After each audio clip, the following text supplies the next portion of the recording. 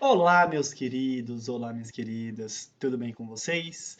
Que saudade dos nossos encontros semanais, das nossas aulas de prática jurídica 1. Vamos voltar aos estudos das peças profissionais que vocês vão encontrar ao longo da vida profissional de vocês? Sim, pessoal? Pois bem, vocês sabem que o nosso esquema de aulas mudou um pouquinho agora para esse terceiro ciclo avaliativo, né, pessoal? Vocês estão sabendo disso? E agora a gente tem as atividades assíncronas, que é essa aula que está sendo ministrada para vocês, mas temos obrigatoriamente as nossas atividades síncronas. A gente já vinha fazendo encontros todas as sextas-feiras, mas agora a sistemática vai mudar um pouquinho.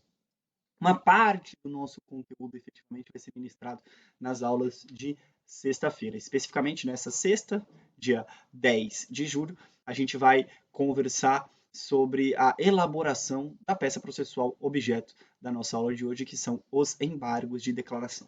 Antes da gente começar propriamente a nossa aula, pessoal, vale lembrar em que momento da matéria nós estamos atualmente, né? A gente finalizou recurso de apelação na nossa aula anterior, imediatamente antes da nossa atividade avaliativa antes das férias, e agora a gente continua os estudos dos recursos em espécie, a gente já viu a teoria geral dos recursos nas aulas anteriores. Hoje vamos falar de um recurso muito importante, que são os embargos de declaração, pessoal. Vamos junto comigo? Vamos lá, pessoal. Sem mais delongas, vamos retomar a nossa disciplina, como a gente vinha conversando, né? A gente terminou o tema de apelação e hoje a gente entra no assunto dos embargos de declaração. É uma aula em tese curta, mas eu peço a especial atenção de vocês para os pontos que a gente vai levantar aqui no nosso encontro de hoje, pessoal. Por quê? Porque são pontos importantíssimos. Os embargos de declaração são uma modalidade recursal muito usada na prática forense. Talvez seja o recurso que a gente mais usa. Por quê? Porque ele é oponível contra toda e qualquer decisão, não só contra uma sentença ou contra uma decisão interlocutória. Então, pessoal, é muito importante que vocês entendam e saibam se utilizar desse instrumento, até para fins não essencialmente jurídicos, e a gente vai ver o porquê que eu estou falando isso, uma vez que vocês certamente vão se utilizar muito dos embargos de declaração na vida profissional de vocês. Tá bom, pessoal? Bom, vamos lá. Tem umas figurinhas fofas na nossa aula de hoje. Os embargos de declaração, eles não têm como fundamento principal, como função principal, a modificação do julgado, pessoal. Não, não é esse o objetivo. Em regra, e daqui a pouco eu vou falar o porquê, em regra, está bem colocado aí. A finalidade dos embargos de declaração precípua, a principal função dos embargos de declaração é, pelo contrário, integrar uma decisão que padece de algum vício de conteúdo. Então, por que tem que. Eu coloquei uma esponjinha com uma pessoa limpando? Inclusive, é isso que eu mais tenho feito ao longo dessa quarentena, pessoal. Lavado louça, lavado a casa. Sou eu nessa foto, praticamente.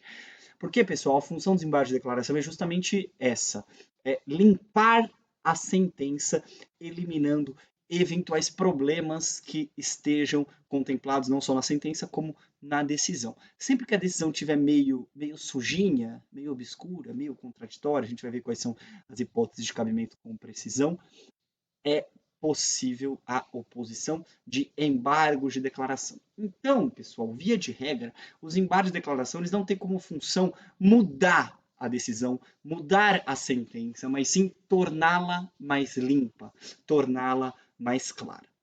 Por que eu coloquei aí em regra? Aqui a gente tem que falar para vocês a teoria e a prática, né?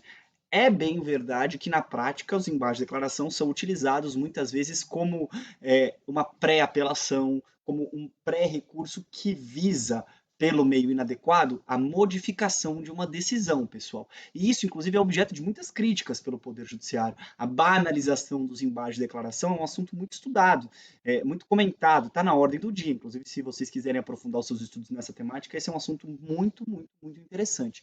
Muitos advogados, partes, enfim, pessoas que lidam com processos, se utilizam aí dos embargos de declaração de modo equivocado. Isso é muito comum e muito recorrente. E espero que vocês não façam isso na vida profissional de vocês. Quero que vocês entendam, desde já, que os embargos de declaração têm como função essa limpeza do processo, essa clarificação do processo, esse esclarecimento como um todo, pessoal. Nesse sentido, vale a gente destacar a redação do artigo 1022 do Código de Processo Civil, que estabelece: cabem embargos de declaração contra qualquer decisão judicial, ou seja, não só contra sentença, não só contra decisões interlocutórias, qualquer decisão judicial para 1. Esclarecer obscuridade ou eliminar contradição. 2. Suprir omissão de ponto ou questão sobre o qual devia se pronunciar o juiz de ofício ou a requerimento. E 3. Corrigir erro material. Pessoal, aqui, mais uma vez, figurinhas, a gente tem algumas novidades legislativas em relação ao antigo Código de Processo Civil. A primeira delas, correção de erro material. A correção de erro material ela não constava nos incisos do então dispositivo aplicável no CPC de 73, e agora o CPC de 2015 ele expressamente estabelece a possibilidade de oposição de embargo de declaração para correção de um erro material. Erro material é aquele pequeno erro que é evidente, sei lá, a sentença, há um pedido, um exemplo claro, há um pedido para condenação de indenização, para condenação em danos morais no valor de R$10.000 e o juiz digita um zero a mais e condena a parte a pagamento de R$100.000. Obviamente que se trata de um erro material que pode ser consertado, limpo, por meio de embargos de declaração. Tudo bem, pessoal?